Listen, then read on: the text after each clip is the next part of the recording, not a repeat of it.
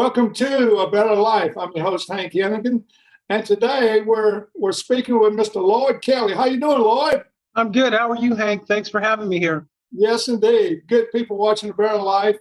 Lloyd is running for U.S. Congressman, the District 2 office, and the District 2 goes from Baton Rouge down the river all the way to New Orleans, and so Lloyd, District 2 is a pretty large district, right? It is. I like to say it starts in the middle of Lake Pontchartrain, right, and goes all the way to Baton Rouge. Right. Lloyd, tell the people watching A Better Life a little about yourself. Where you from? Have you held a political office before, and things of that nature? So let me start with my connection to Louisiana. Yeah. My father was born in White Castle, Louisiana, which, by the way, happens to be in the district. So, but he left. It's one of those interesting stories. He kind of had to leave. My father was born in 1913, Wow. and he kind of had to leave due to, let's just say, he was dating the wrong woman. And so back in 1920 something, and he had to leave. So our connection to Louisiana was kind of cut off. He moved to Chicago. When I was born, my parents lived in Chicago. They subsequently divorced. I was raised in Denver, Colorado. Wow. And then back in 2012, I came to New Orleans for Thanksgiving. And I was living in Chicago at the time. And when I was outside cooking the turkey in an electric roaster, and I realized we were at the end of November, and I was standing outside in a pair of shorts, flip-flops, and a t-shirt. And I made the decision at that moment, I will be moving here. And so I'm a late bloomer, everybody. I didn't graduate. When I graduated from college, I was 52 years old. There you go. And so it was my senior year, and that was in November. I graduated in May, and I was here in July. Wow. Yeah, so it's a lot of fun. And I've done a few things politically, been involved in politics a little bit, but mostly activism. Never held an elected office, never really run for an office, didn't think about it. Funny story how I got into this race. Literally 6 days before we had to file, I got a call. It was a person I've been working on an issue with, and we'll get into that. I spent this summer working on filing a lawsuit to prevent the moratorium on foreclosures and evictions from being lifted back in September. So we spent the summer writing this legislation. We were suing the United States government, the state of Louisiana, the governor, Mayor Cantrell, and everybody else in between. And we'll talk about that later. But sure. I spent the summer working with this attorney to get this written. And so we never filed it. We wrote it, but we never filed it. And then I get this call from him, and he's on the phone, and he said, "Lloyd, would you mind talking to some folks?" And I said, "Sure." So conference call, I had no idea. And within a minute and a half, after everybody introduced themselves, they said, "Lloyd, we're calling because we want to know if you would run for Cedric's seat." Wow, that's great. Well, yeah, it was until I realized it's 6 days from filing.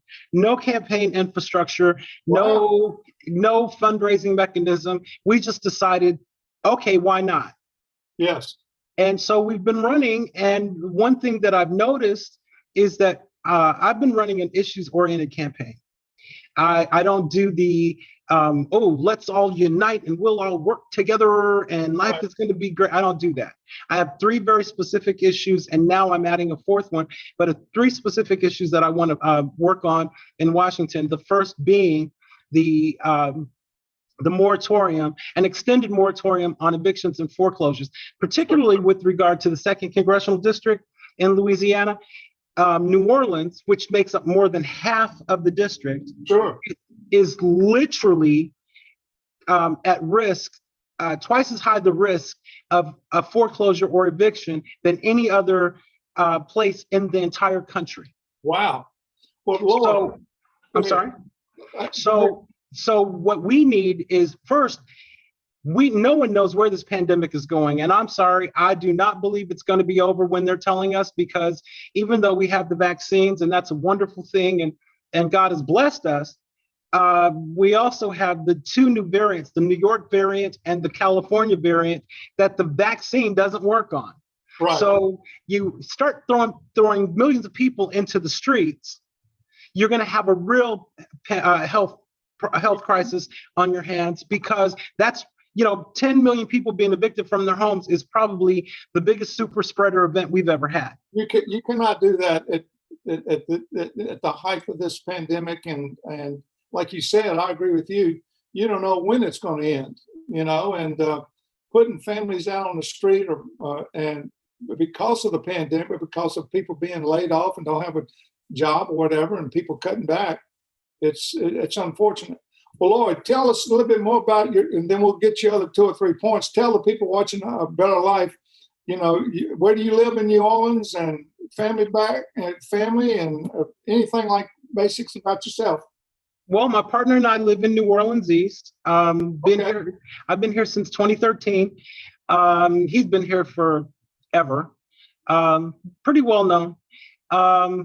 Let's see, what else about my family? My stepfather is still, my biological father's deceased. My mother just died right over 2 years ago. And my stepfather still lives in Denver, and my brother lives in Denver. I'm just not that interesting of a guy. Are you working now, or are you just full-time? Oh, that's a good thing. Thank you for this opportunity. We just launched a new company. It's called 420 Health Solutions. My partner is a retired MD, and recently Louisiana changed its rules regarding medical marijuana. So we just Googled medical marijuana, and I was shocked at how marijuana should have been a option for people decades ago. I don't know if you know anything about marijuana, but Really. I'm sorry? Not really. I mean, I would encourage you. Yeah. I would encourage you to go to our website, and it's 420-hs.com. And we have a whole section about the conditions that medical marijuana has. So you're going to get me talking about the benefits of medical marijuana, and we're not going to talk about my campaign issues. No. Listen. Let's close out this segment. Good people watching A Better Life, Mr. Lloyd Kelly here. And I just feel in my heart he's got a lot of issues he wants to talk about, and which is great. We're going to take a little brief pause, and we'll be right back for A Better Life, talking with Mr. Lloyd Kelly.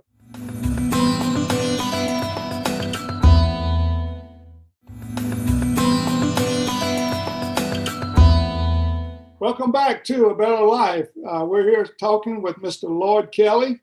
Lloyd lives in New Orleans, and he is a candidate for the U.S. Congress seat District 2. Like we talked about, it covers most of New Orleans, up the river, and the different parishes all to North Baton Rouge. Lloyd, your heart is to run for Congress and be elected, and you got a great opportunity.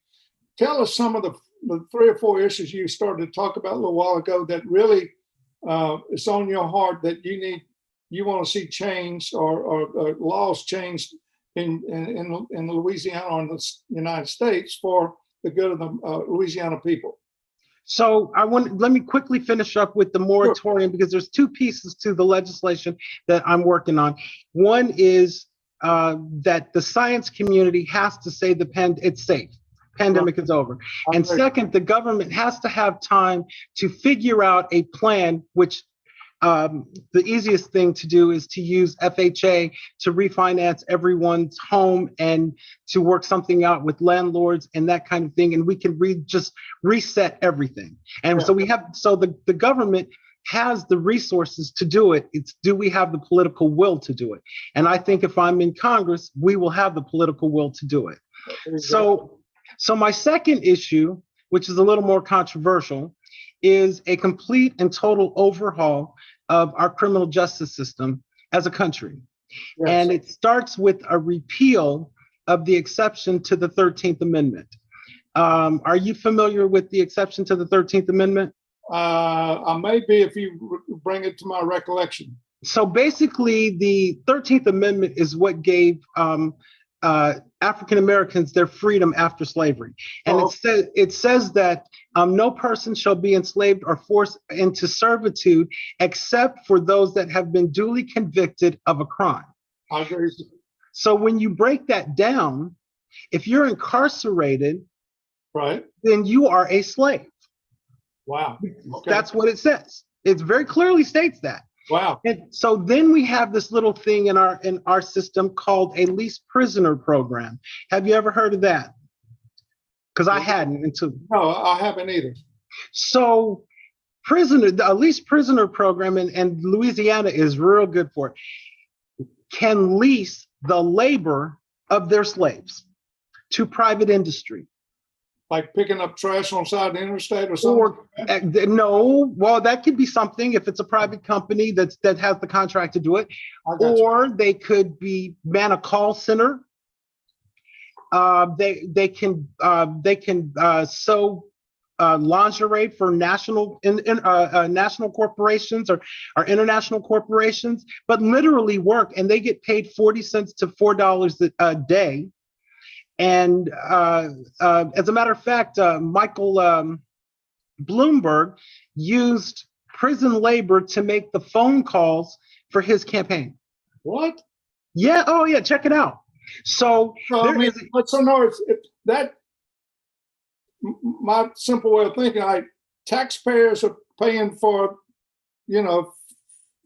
prisons or whatever to be, but then they're doing to help someone get elected. I mean, well, he was paying them, but he was paying them 40 cents a day or $4 a day, something like that. And then in that situation, it was really funny. In that situation, I think it was the people were based in Oregon or Utah, one of those states like that. And he was paying them like $12 an hour, but the state only allowed a prisoner to earn like $20 a month. Okay, let's focus on what exactly you want to change and then go to your next item. Okay, so I want to repeal the exception to the 13th Amendment. Start there. Because I want to take the economic incentive out of putting people, particularly people of a certain hue, in prison for 3 joints and destroying young lives. 15 years old, you're being charged as an adult. So we have to look at that. We also have to address, there's a big issue in the state right now about those state patrol officers that got caught up in the tape, where they were caught on tape or text or something, where they were saying he's going to hurt tomorrow and he better, all that. We have to overhaul our system. That is just not acceptable. And we have to have some conversations around why it's happening. So I want to facilitate that. And finally, my third primary issue is reparations for descendants of American slaves. Now, I know that is not a popular thing with some folks.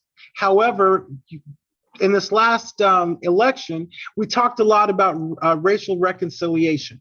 I don't think that's possible until the unpaid labor, the bill for the unpaid labor, 400 years of 256 of slavery, then another 100 and some odd years in Jim Crow, and then we have the prison industrial complex added on top of that, redlining, all these things.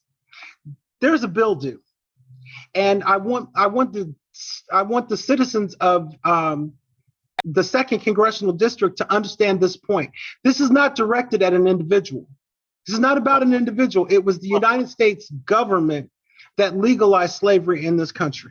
And so our fight is with the United States government. And one of the hard things to do is for Black people and white people to sit down and talk about race. Right. But the conversation has to start there. Right. Because, and me going for reparations is not an anti-anybody. Yeah. It is justice for 400 years of oppression and servitude. So those are my three big issues that I'm running on. I think that, and the other piece with the reparations, under my plan, reparations would uplift the entire, regenerate our economy, because I believe, for all intents and purposes, our middle class is gone. I'm sorry, folks, particularly poor white people. If you're working 3 jobs to pay your rent, you are no longer middle class. It doesn't happen. And you have people driving, teachers, professional people driving for Uber to make money to pay their rent. Wow. So this would, if we got behind this reparations plan, the money that would be generated through the economy would shift the economy. And basically the idea came from FDR's pulling us out of the Depression. Right. Okay. Close out this segment. Tell us your number on the ballot, and the vote Saturday, March the 20th. And what's your number on the ballot? You said 11? 10. Number 10. Okay. Number 10. Lloyd Kelly, number 10. All right. And so that's happening basically tomorrow. And day after, yeah. We're here. Yes. It's going to be interesting. Well, I'm either going to look like a complete fool, or we're going to have made an impact. And that's what we think is happening, is that we're thinking we're making an impact. Okay. I've been on, done 1,000 different forums and all of that. And just to hear the candidates change their it's funny. So we're not on, right? Yes. Yeah. And look, we need to take a break here. We will be right back. People watching ABL, I know there's a lot of interest out in what Lloyd Kelly is talking about as a congressman candidate for District 2, and we'll be right back for our final segment.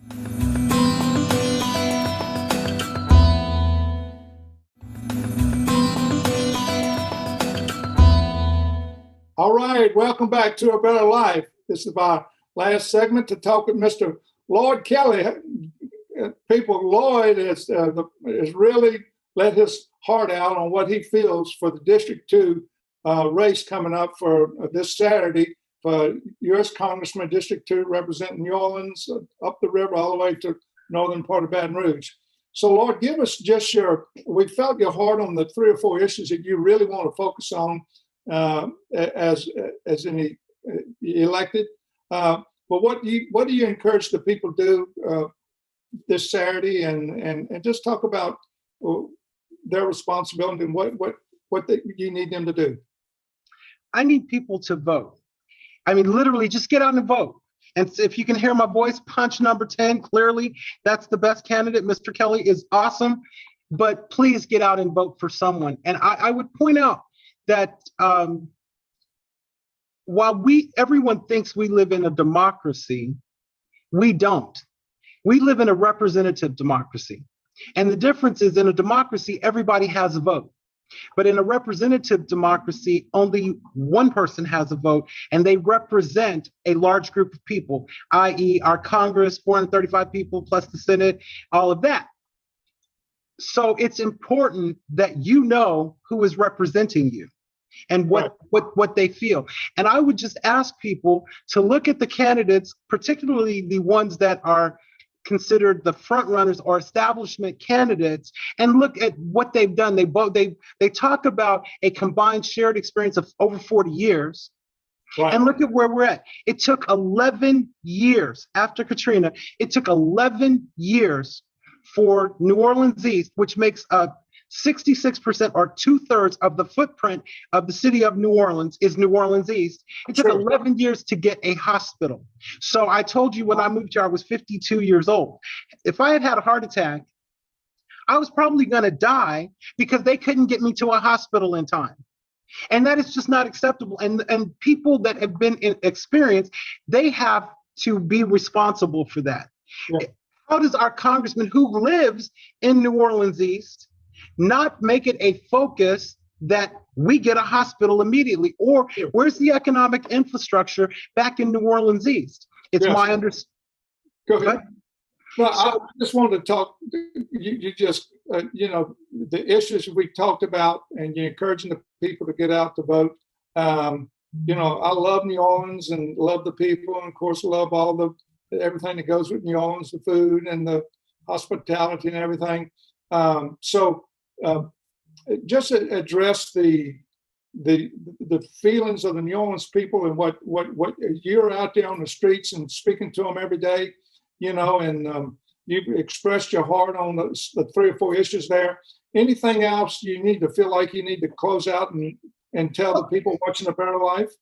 Again, if you want a better life, then get better people to represent you. It's that simple.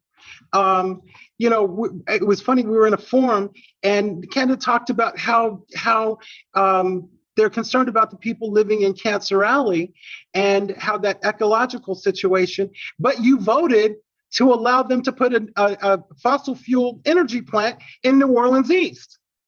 So I'm asking the folks, when you go to vote, think about who it is and what it is you're voting for.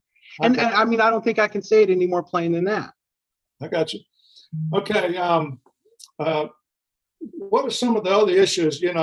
We have up here, if you're traveling from Los Angeles to Miami, you crossing that bridge in downtown Baton Rouge. Of course, I don't think that's part of your district, but it does affect the people that live in your district in northern Baton Rouge. If they got to go south or down to City Hall, it's a tremendous traffic problem. And I go to New Orleans all the time, but is there a traffic problem there? Oh yeah. Our streets are about 6 inches wide. I mean, if we in New Orleans, a pothole is like built into the street before it's even opened up to the people. I mean, we have a horrible time here. And I did have, what I've said on this issue is this. There's a group called, I believe they're Ride NOLA or Ride New Orleans, but they focus on transportation issues. Right. The way I would run my office is this. I am not an expert on transportation issues. I don't know anything about it. However, they do. So what my office would do is work with them to draft the legislation that they feel we need, get me to understand it, and not just simply introduce it. Sure. Yeah. I remember as a child growing up in North Baton Rouge and even in high school, me and friends, we would catch a train in downtown Baton Rouge. Our parents would bring us to the train and go to New Orleans and go to the zoo or go to Pontchartrain Beach or something like that. And it was, then drive and to get on the train and come back late that evening. It's just putting New Orleans and Baton Rouge together. The people that, of course, that don't have a vehicle to get down there, that'd be an ideal transportation. I would support something like that. I'm anything that's going to make people's lives easier, I'm 100% behind. There are some things we have to work on first, we really do have to get past this pandemic. And I think it's something like what you're talking about after the pandemic would be great. Just look at the jobs it would bring. Look at how it would connect the two. Well, the families that they may have left New Orleans to come to school up here or vice versa. And mom and dad could go down there and visit son and daughter and children or vice versa, So I would definitely support all of that. And that's the kind of person, the kind of congressman I would be is I look for a way to make it happen. And I will make this promise that I will never let big business or politicians put the needs of them before I would the constituents of the 2nd Congressional. Yes. But that doesn't mean that I won't sit down with the devil himself if I have to make something happen for us. Okay, Lloyd, the last 2 minutes here. Address the people watching A Better Life and just and encourage them to get out there and vote and support your platform and vote for you. Well, I will say this: that to the citizens of the 2nd Congressional, this district is one of the poorest in the country. On some levels, it's extremely poor, and then there are other people that are doing quite well. And that's just the way that, that I've noticed the culture of New Orleans is there's the haves and then there's the have-nots. And a lot of people think that's a racial thing, but it's really a class thing. But I think that one of the beautiful parts of New Orleans is that everybody works together. And I think that as a state, we haven't had the influence that other states have had. Yes. And I do not understand why. It's our leadership. Our leadership makes decisions that this isn't important to the people of New Orleans. Well, of the state of Louisiana. Well, I can say transportation is a big issue for us. Yes. Well, I can say that, foreclosures and evictions are a big issue for us. Yes. And like you said, it's not it's all over where the United States, where the community's hurting because of the pandemic, and something really needs to be addressed now. Well, good people watching The Better Life, I think that you have heard and Lloyd Kelly speak from his heart regarding his concerns and things that he would like to see changed if he is elected congressman. Remember, this Saturday, March the 20th, 20th is election day for District 2 U.S. Congressman. And Lloyd, we wish you luck, and hope you have a blessed election, brother. And thank you. I hope you punch number 10. Thank you for watching A Better Life, people, and we'll see you the next show. God bless you. Thank you.